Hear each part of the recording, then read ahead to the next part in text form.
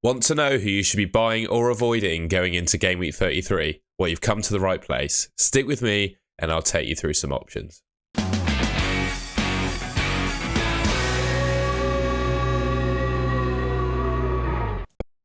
Now, to start this video, I think it makes sense to be cognizant of the upcoming fixtures. For me, it makes sense to bring in players with double game weeks coming up. The likes of Brighton, they've got 3 double game weeks, 34, 36 and 37. Man City have got 2 double game weeks. Liverpool have got a really nice double game week in 34. Man United, again, 2 double game weeks for them in 34 and 37 to be expected. Newcastle have got one as well that could be quite nice.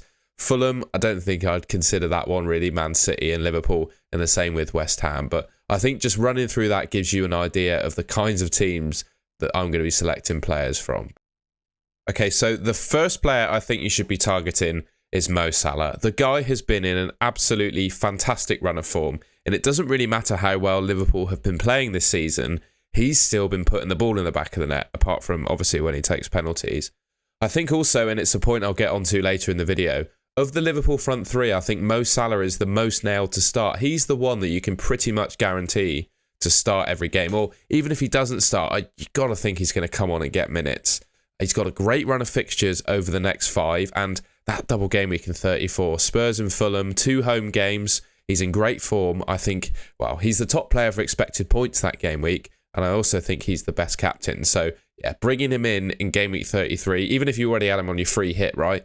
You could bring him in 33, and that sets you up nicely. Great fixture, West Ham, and then really nice double in 34 as well. His underlying numbers, just looking at them in the bottom right, they're still fantastic. 0.77 expected returns per 90 is an absolutely elite level. Despite how Liverpool are playing, as I've said before, he's been playing great, and those underlying numbers cannot be ignored.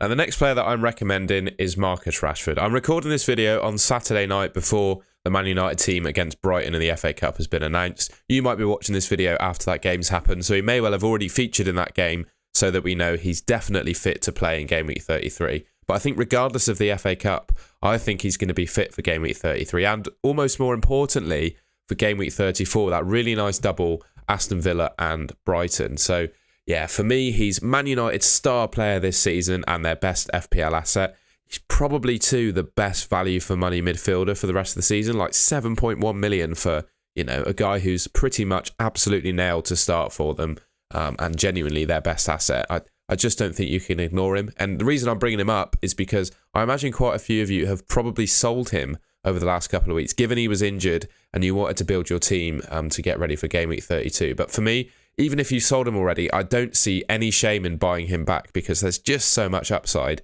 in that double game week 34. And also, as I mentioned earlier in the video, a potential double game week in 37 as well. Well, regardless of whether it falls in 37, there's going to be another double game week for Man United. So they're going to have 2 double game weeks to end off the season. And Rashford being their star player, I think you need to get him in your team if you don't already.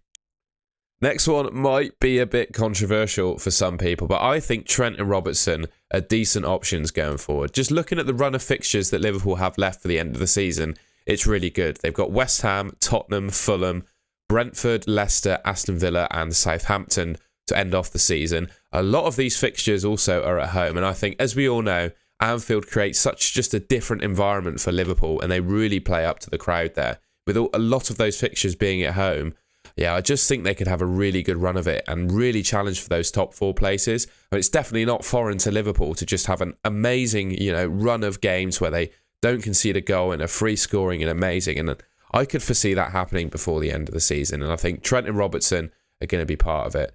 Ultimately, as well, I think the reason you'd be picking them, Liverpool are great going forwards, in my opinion, for picking an FPL. But the attackers, they're not very reliable for starts. Whereas you've got to think Trent, particularly Trent, actually. Robertson's got a bit of competition from Tsimikas, but Trent, there's no competition in that squad for his position. So you've got to think, unless he gets injured, he's going to play every one of those games that he's fit for. So yeah, I think Trent and Robertson are really worth considering for your team for the rest of the season.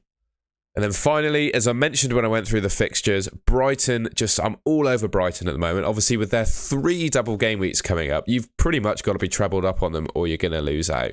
Now, underneath are all the players that I think are genuinely pickable from Brighton. I think you could go for Dunk, Estupinian, March, Mitoma, McAllister, Steele, although there's probably going to be a bit of rotation now with Sanchez in goal, and Evan Ferguson, depending on his injury status. The three of my choice are probably Estupinian, March, and Mitoma. I think March and Mitoma arguably a little bit stronger than McAllister. I know McAllister has the free kicks and penalties to back him up, but he always risks playing in that deeper line midfield position, whereas, March and Mitoma are integral to Brighton going forward. Particularly March, actually. I think of the three Brighton players I've mentioned, March is probably the best. He seems to be nearly scoring every game, more so than Mitoma actually is. And Estupinian, the upcoming games for Brighton, they've got some really nice clean sheet odds, and I just think it helps. There's not many great defensive options at the moment in the game, in my opinion, and Estupinian is one of them, so it makes sense to fill your team with him. But yeah, I think it absolutely,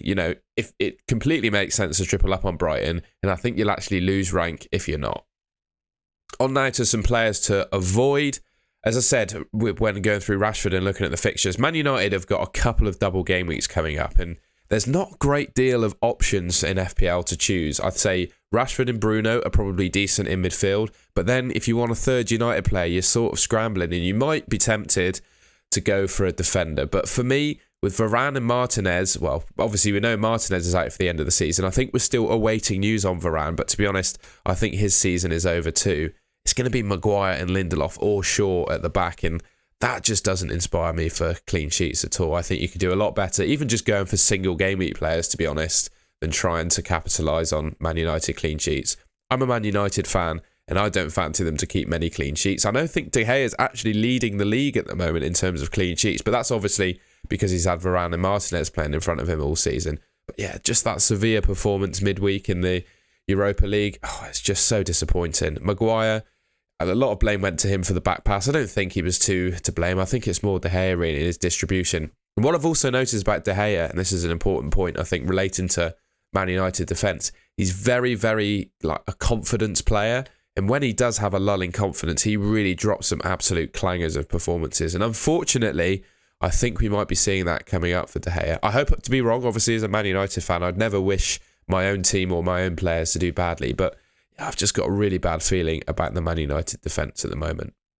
Now, if you've owned Ederson at some point this season already, all I can say to you is I'm sorry. He has been pretty terrible in my opinion. And I know I've seen a lot of people on Twitter and murmurings that they're going to bring in Ederson because obviously Man City have got 2 double game weeks coming up and he's the most nailed, if you like, of the Man City defensive option. But for me, I just don't see the upside in him. First of all, he's 5.4 million. So that's, one of the most expensive goalkeepers in the game. He's a similar value to March and Mitoma, and obviously they're far better. And just looking at his stats, he makes 1.3 saves per 90. So he doesn't get saves points ever. So it means you're relying on clean sheets for him to actually return for you. And he's only got 10 clean sheets this season out of 30 games. So that's 1 in 3 games. For me, you're going to spend 5.4 million on a keeper who's only going to return through clean sheets and only does that in 1 out of 3 games. So you're only going to get a return 1 in 3 games.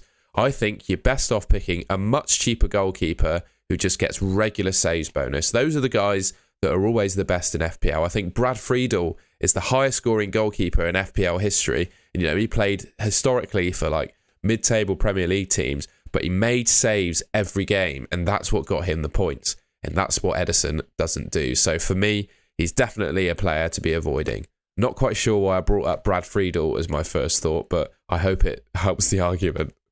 Now, I mentioned them when going through Salah and Trent and Robertson, but honestly, the Liverpool attackers that aren't named Mo Salah, I just don't like them as options. Not because I think they're bad players, but simply because, there's 5 of them for 2 positions.